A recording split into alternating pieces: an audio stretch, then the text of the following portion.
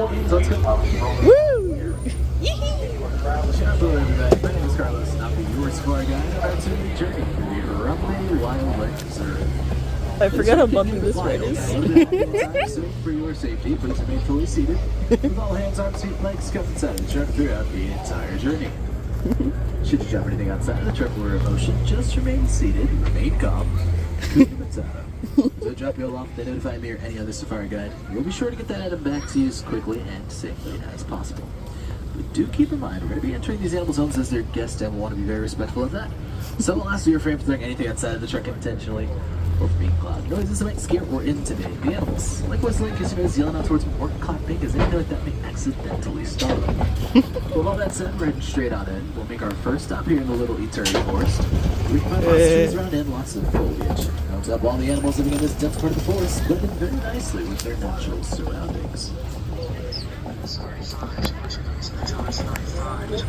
The very first piece that we can find is here on the right. At the top of this hill is an okapi. Okapis are a larger, dark brown forest antelope species. Where they at? Where Where they at? Shapes all around their hind legs. The placement of their stripes may cause you to think that they are related to zebras. However, they are not actually the only living relative to giraffes. The giraffes and okapis share a very similar skeletal structure. Now, joining that okapi there is a yellowback duiker, down towards the bottom of the hill. Oh. And they're one of the more elusive species, pretty rare animal to find out here. Very simply, these duikers get their names from beautiful yellow patch that goes right up their back and raises when that animal has been frightened. Those look off in the distance, we'll be finding a black rhino in just a few short moments. Before we reach that rhino, we are coming across a saddle-billed stork. That'll be a little hard to see. They're right up top of the hill here on the right. Right up top of that nest. Oh. Now these storks can stand about 5 Oh. foot tall with a wingspan of Is 9 it that feet thing? wide. Kind of. The same exact size as that canopy located right above your head. I think I see it. I saw it. We're getting a little bit closer to that black rhino here on the left-hand side. It's over your They're pretty side. large animals. They grow to about 3,000 pounds. As large as the black rhinos are, they are the smallest of the rhino species, and they are also critically endangered, with an estimate of fewer than 5,000 remaining on our planet today. As a whole, rhinos are heavily poached animals. That's largely due to their horns, as poachers seem to believe that since their horns can't regenerate themselves, they have medicinal properties inside of them. Yep.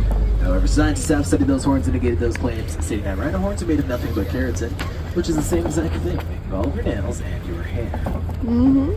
Back over on the right-hand side of the greater kudu, second largest forest Where are the kudus? species, commonly found standing at about 5 foot tall to the shoulder. And the largest of the forest antelopes are on the left. These are bongos. Now both the bongos and the kudus have beautiful white stripes around their backs. I love the bongos. Very nicely with the natural sun. They're just all hiding and chilling. In the trees. That's all the Little Eternity Forest has to offer. Yeah. This time, so we'll be heading out. We'll make our way down towards the Sabi River, where all the animals living within the forest typically go where they drink water. They're not the only species to migrate They're towards probably that enjoying area the sun, for this too. reason. So we're going to want to keep our eyes out for a few more as we enter. And it looks like as we do, on the right, there are some Nile hippos hiding out in the far back. Now, these hippos are very large animals. They would grow to about 7,000 pounds. They're also primarily nocturnal. Joining them on this side of the river will be the pink-backed pelicans coming up on the right. Now, these pelicans can migrate about 300 miles with a wingspan of 7 Oh, I see to the 9 feet birds. wide, making it all Yeah, I see possible. them. They're colonial nesters, which means that they are typically... Oh my god, there's one right here. amongst some pretty large groups. Oh, there's They two. share this in common with the 3. which live amongst a group of birds. Oh my god. We can find one here on the left. There's a good bit of Boats are typically pelicans. found in the water where hippos can hold their breath for about 8 minutes at a time. Because of this, they've adapted with an amazing reflex, which allows them to completely sleep under the water, float right up to the top of the surface to catch their breath, and then they'll go right back down, all without even waking up. Hippos are primarily found in the water because water helps keep their skin hydrated in the sunlight. When the sun goes down and the moon comes out, they'll make their way out to land, or they can travel about 5 miles.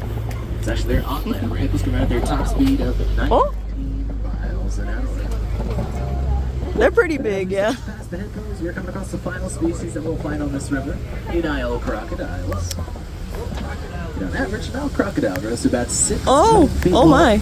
weighing about 500 pounds. Klase Now, in aparato. just one sitting, a crocodile can consume about half of its body weight. So, anywhere up to about 250 pounds. Ooh.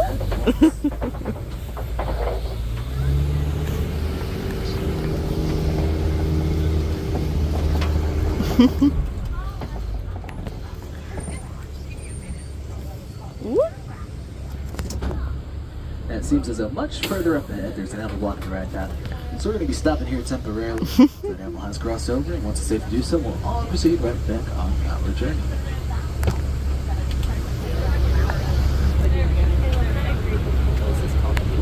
A blow. Oh yeah. No, that is super cool. I forgot the flock of flamingos. I think they're called shoot. I forgot the name, but I'll look it up later. It's such a cool name. A bloat of hippos. I love that. And then the crows. I think it's called the murder. Yeah. Murder of crows.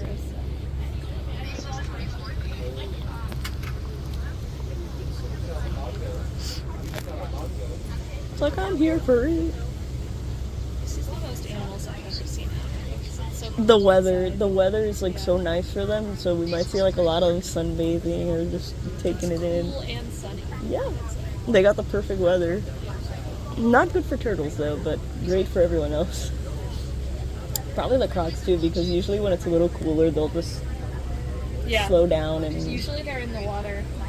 But they're probably just sunbathing right now, like yeah, taking it all in. Listen, I don't blame them. I don't blame them. The weather's nice. It's not humid. Yeah. Like it's a nice breeze too, so they're getting a little sun.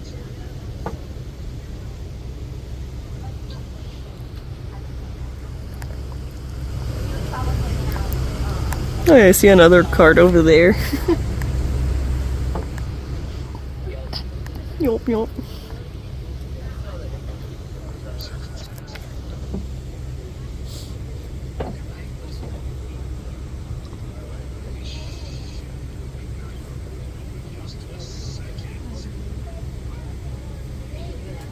I'm here like dressed in green, like camo clothes. Like the Animal Kingdom vibes a little bit. Yeah. I was like tempted to put on white pants, but I was like, no, I'll go in leggings. Like comfy leggings, so it's like.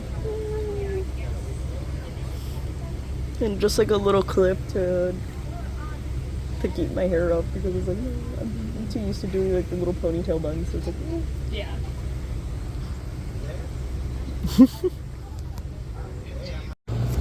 Back to vibing. I would love to see like the sundown safaris. Those apparently, like when they do them, those are like super cool. Yeah. Slowly start to head on the Safi River. We're going to make our way over towards the savannah, which is a very large area home to South Africa's most popular species. There's quite a few animals that we can find out there, but not all of them can make the trek over towards the Safi River to grab a drink of water. So, luckily for them, there are a few natural resources around, which has larger quantities of water inside of them, and that makes it easier for all of the animals to obtain. Now, one of those resources will be coming up along the right-hand side of the truck very shortly. It is a very unique-looking tree. It's known as the baobab tree. The upside down It's tree. referred to as the tree of life. Oh, that one. So I was thinking of- Yep, I think it is also the upside down tree. 100,000 liters of water, which is enough water to carry the tree through its 9-month drought season, while subsequently ejecting larger animals like elephants towards it, who will use their tusks to break holes into that tree and drink water right out of. Out in the savannah, baobab trees are abundant, where they have a long lifespan of about 3,000 years. So, they'll be serving a whole lot of animals to come. Speaking of the savannah, we're going to head out onto the west side of it. Oh, they're impressive, those trees. Yeah. It's There's trees insane. around in this area, and there's not as much water either. That'll force the animals living out here to rely heavily on their groups and their speed as opposed to their surroundings. So we're likely to find some herd species out here. These are Ay, qué animals known for living calientico. amongst mostly pretty large groups.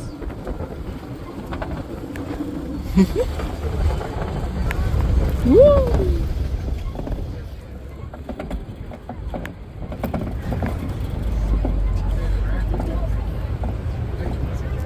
I think so. Giraffe.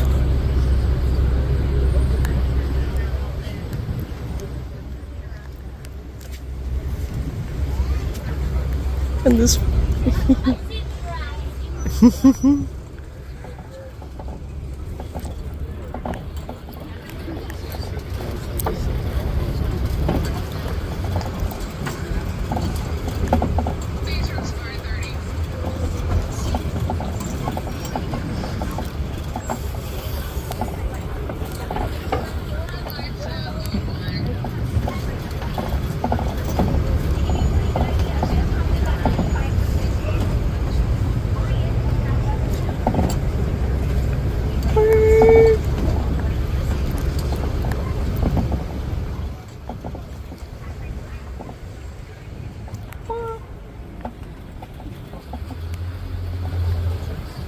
It looks like here on the left-hand side, we are coming across the African painted dogs.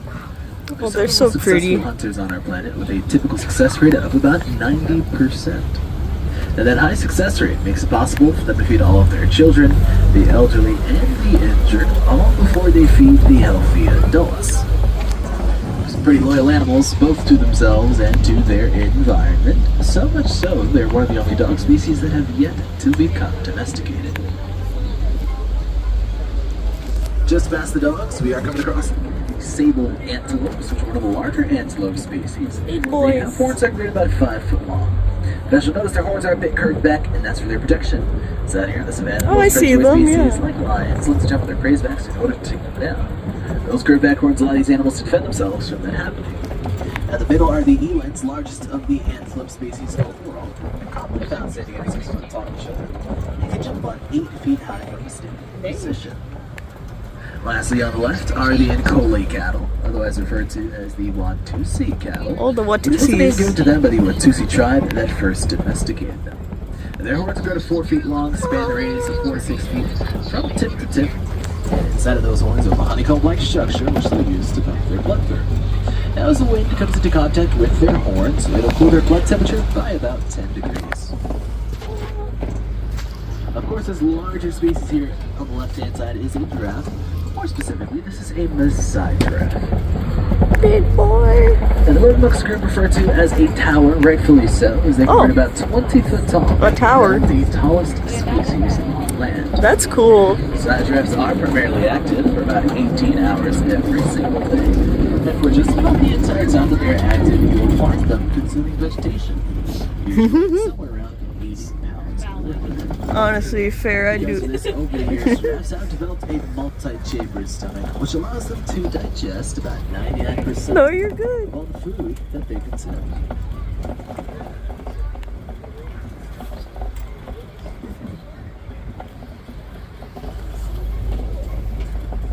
It's like I'm taking, Joining the it's like I'm giraffes here taking on the right-hand picture side and I are have the no idea if I'm wildebeest. getting them, but it's okay. These live amongst the second largest of all herds, as a single group can consist of 1.5 million all at once. Yeah. And that's commonly seen throughout their great migration, and wildebeest travel alongside zebras for about 300 miles.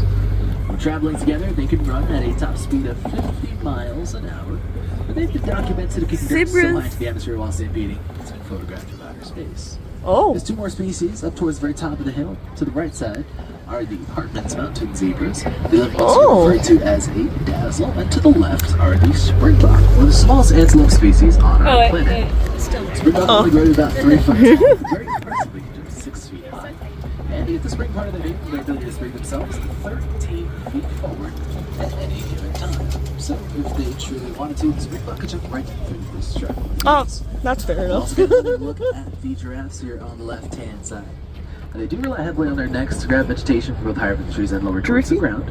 But in order to not put so much strain on that neck as they are eating, giraffes have a prehensidal tongue. Yep. Now, that tongue is about 18 inches long. That'll be used to wrap around branches to stabilize them as they eat the vegetation right off. And so they eat the greens.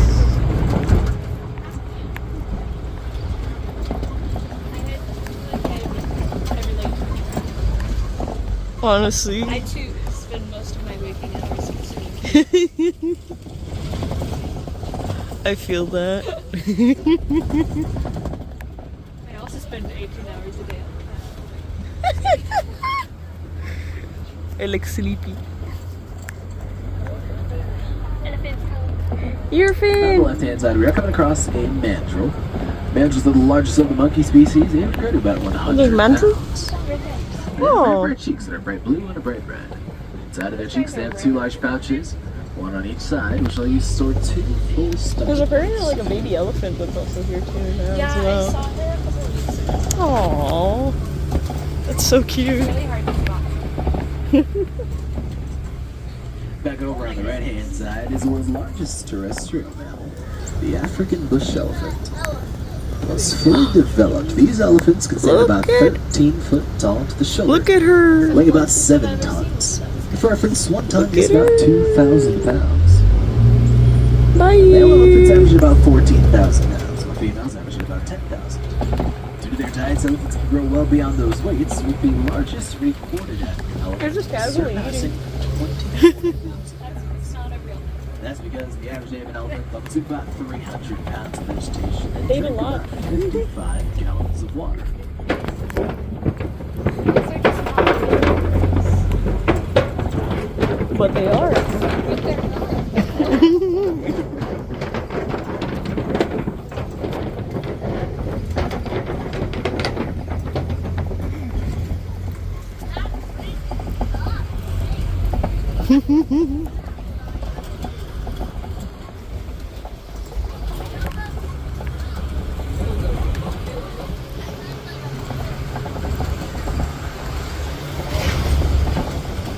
Under the cavern, under the cavern.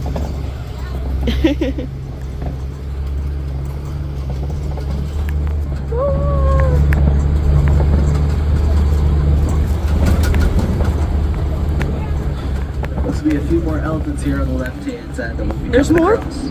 Yeah. Since there's more than one around, that means Gotcha. that this will be a herd of elephants. Now, elephant herds typically live amongst a matriarch. That's usually the oldest and most dominant female, and she's the one that will be leading the herd. But generally, the groups are made up by a majority of females, typically consisting of 8 to 25 individuals, with only about 1 or 2 males. Eventually, the males are known to leave the group once reaching their adolescence. That can take about 15 years to happen. Wow. But that may seem like a very long time, but considering elephants can live for around 70 years, it's relatively short, and less than a quarter of their life. It is a good bit.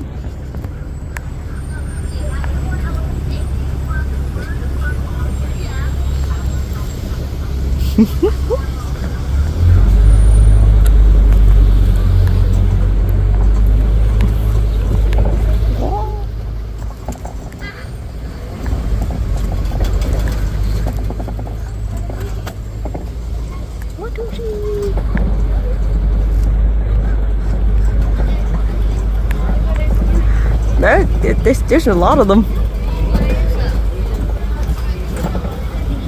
elephant. There's a baby! The baby!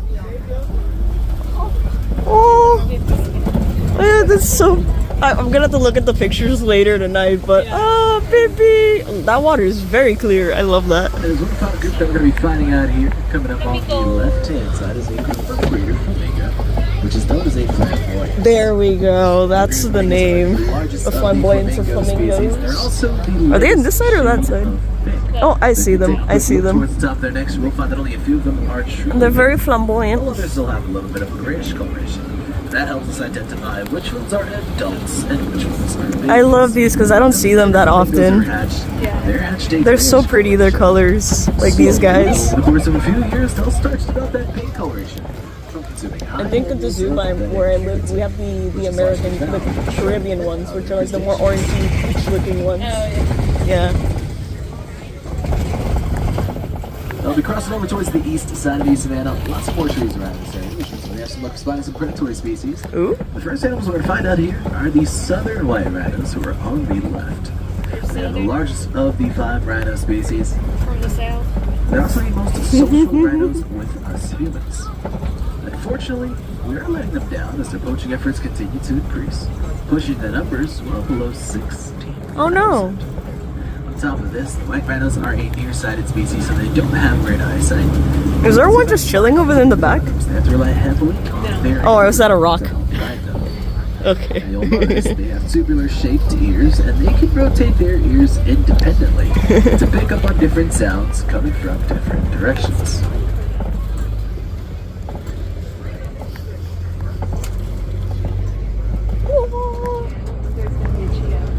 Ooh. Oh, I saw him just laying there.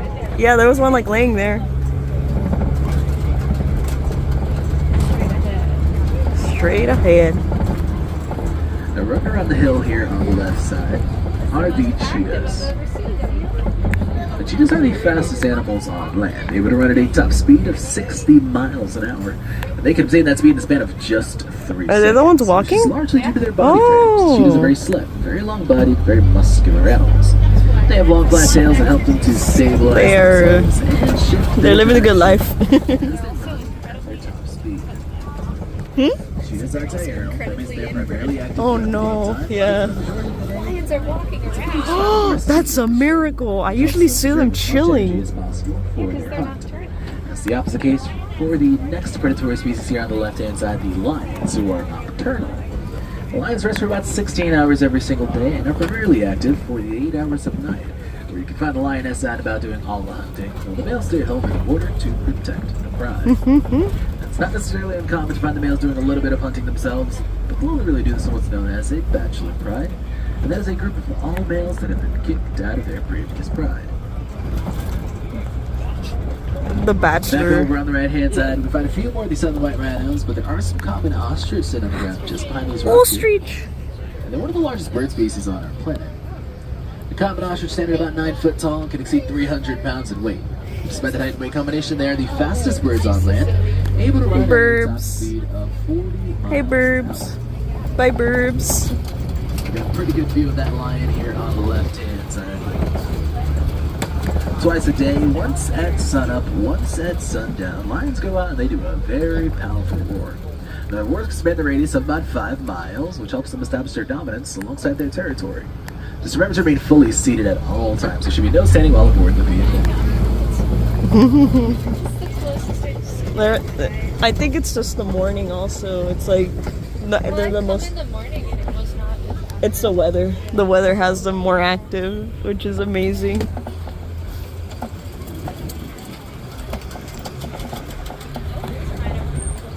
Ooh. On our left or right? I'll see him, okay. We get another view of those rhinos here. Oh my goodness. Yeah, I see him. They're just vibing. I like that.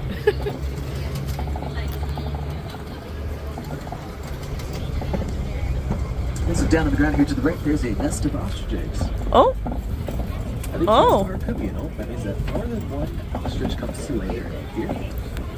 Each egg weighs about 3 pounds, taking around Babies 40 are days coming to soon. hatch. And once an egg has hatched, you have yourself that large ostrich with a lifespan of about 40 years. what? We're going to start to head out of the savannah into the Nautical Line, which is going to be our final stop.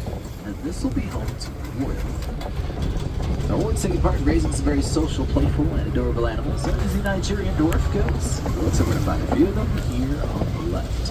Goatees. The playful nature of these goats helps them develop into their adulthood and also with establishing dominance amongst each other. In recent years, they've been domesticated for the rich nutrients found inside their milk. Because of this, they're also now known as a sign of wealth. Here around Bay, you can get up close and personal with these goats, or you can pet them and interact with them in a whole bunch of amazing ways over at Graffiti's Planet Watch, which is completely free to all of our guests, so I highly recommend that you take some time to check it out. Throughout our journey, everyone, you've been able to see some of the amazing animals I call That was Grumpy cute. Wildlife Reserve. Yeah.